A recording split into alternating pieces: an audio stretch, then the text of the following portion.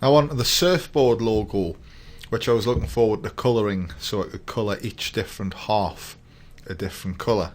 So I'm going to reduce this, and I'm going to take 2 copies using Shift and Alt, left mouse button with a drag,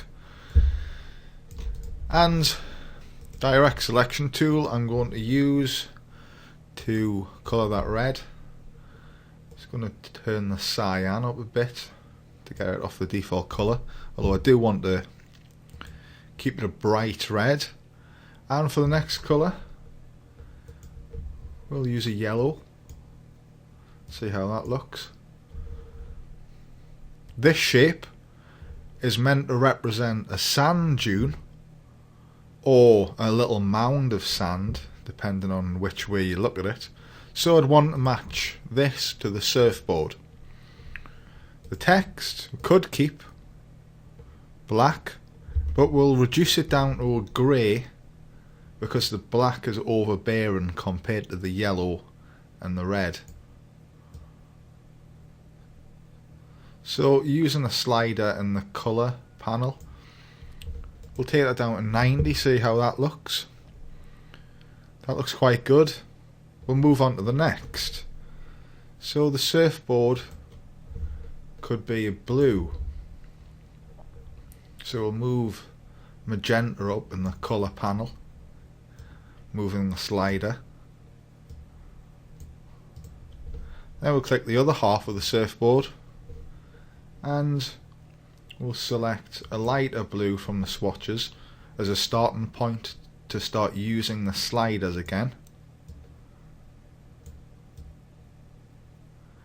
And taking that down to 54, find that looks quite good.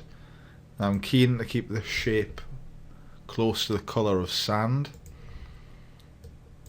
so I'm going to bring that down there, slider down to that point, and I get that. It's almost like a skin colour. Let's make that a little bit more yellow, a bit more magenta rather,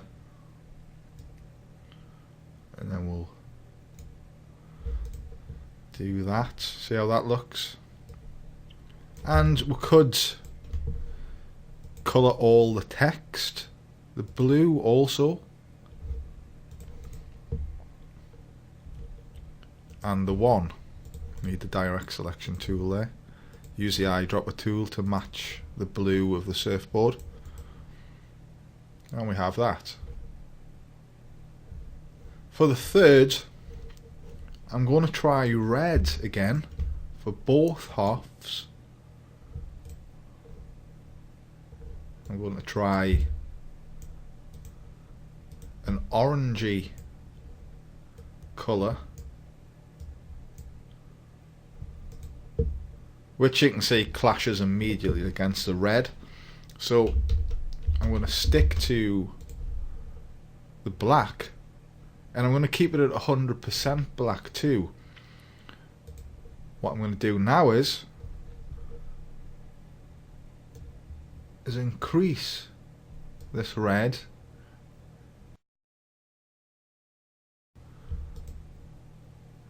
and this almost gives the impression that the other half of the board is in shadows because of its contours.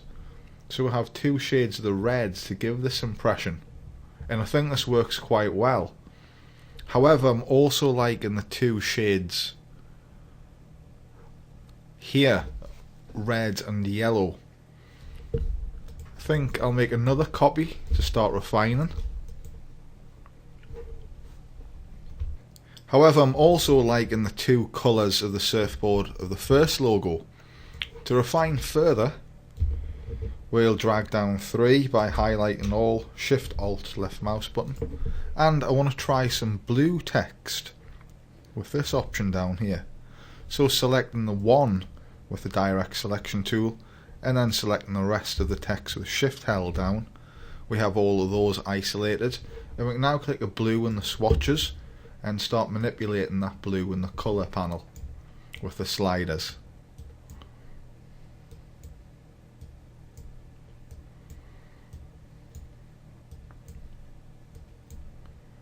and we'll click there.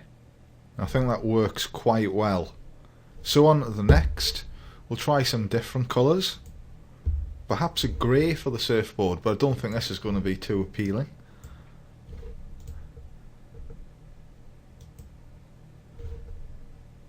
And we'll change the sand to a different colour just for variation. We'll select yellow from the swatches to begin.